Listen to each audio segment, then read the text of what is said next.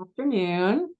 We're going to go over, I just did an article on this for a community newspaper, and I thought I'm going to have to put this out there for everybody else outside that community.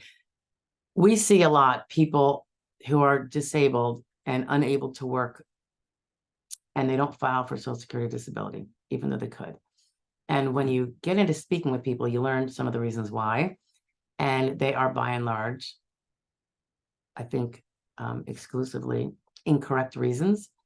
Um, you know, it's uncanny how incorrect they are, and sometimes I catch these people before it's too late, and sometimes it's been long since too late, and that's unfortunate. But so I want to share these reasons with you that are bad reasons. And if these are one of the reasons, if you are disabled or someone you love is disabled and they have not filed, and while there are probably more bad reasons than these, I'm going to go through these several ones, and maybe I'll go into detail on the first, but let me just read them to you first, so you know what's coming. The first one for not filing is, and this is, by the way, we're talking about Social Security disability, not necessarily SSI, although many of these same principles will apply. But this is really only about Social Security disability, which is the insurance program that workers had paid the premiums for, and therefore they become insured. Okay.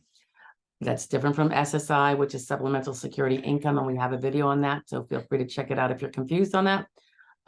So this is just SSDI.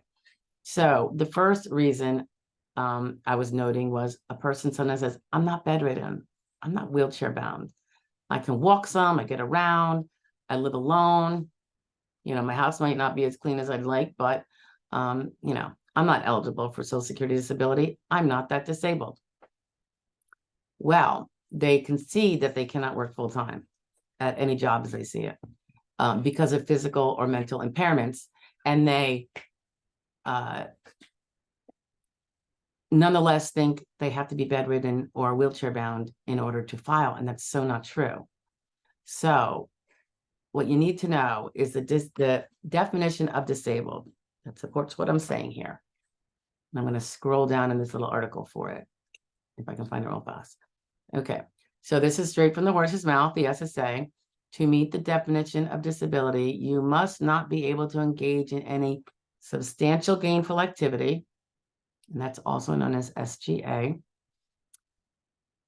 And we have a video on that. Because of a medically determinable physical or mental impairment or impairments that is either 1, expected to result in death, 2, has lasted or is expected to last for a continuous period of at least 12 months. So we're not going to go over the first one because that concerns terminal illnesses, and that would be a little separate. So we're not going to go into that here because that's not the ones that people are not filing under per se. But the second one, has lasted or is expected to last for a continuous period of at least 12 months. What does that tell us? It doesn't have to be you're going to be disabled for 5 years, 3 years, 2 years, 10 years, forever, right? It doesn't have to be permanent. You hear people refer to SSD as permanent disability. I'm like, not really so much in the SS world, but I understand what they're saying, but it doesn't really apply here. All right.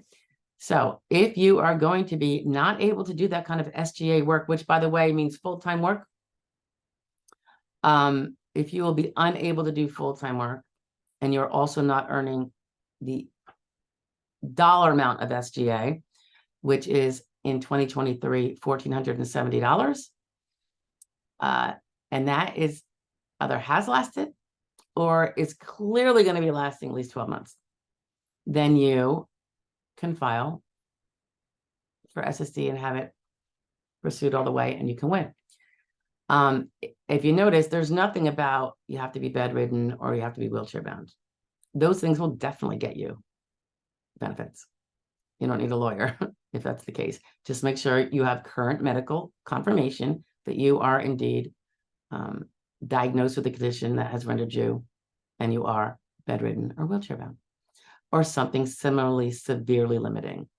Most of us who are disabled are not that severely limited, and we're still disabled under the rules because we cannot work and continue to bring in that full-time work income, and we are not bringing in a part-time income that exceeds that SGA amount that I mentioned earlier of $1,470.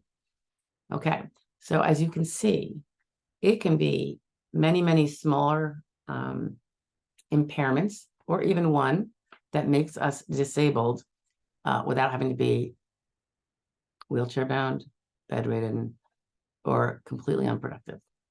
Plenty of people who can work part-time and do, and are legitimately on SSD, which I'll just throw this out there too. When you see someone that you know is on SSD and you see them in the grocery store, or you see they have a part-time job, I hear a lot of people who are maybe a little misinformed and think that the person is scamming the SSA.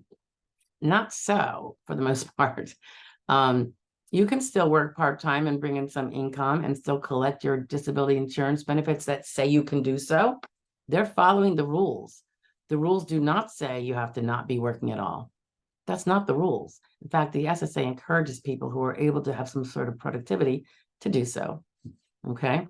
And still continue to keep their benefits if they remain disabled. So be clear on that. You don't have to be wheelchair bound or bedridden or confined to a mental health institution for your life to be considered disabled. All right. That is the first one. To keep this shorter and not longer, I'm not going to go through 2 through 9 here. We'll do that in a separate video. Okay. I'll chat with you later. Bye, guys.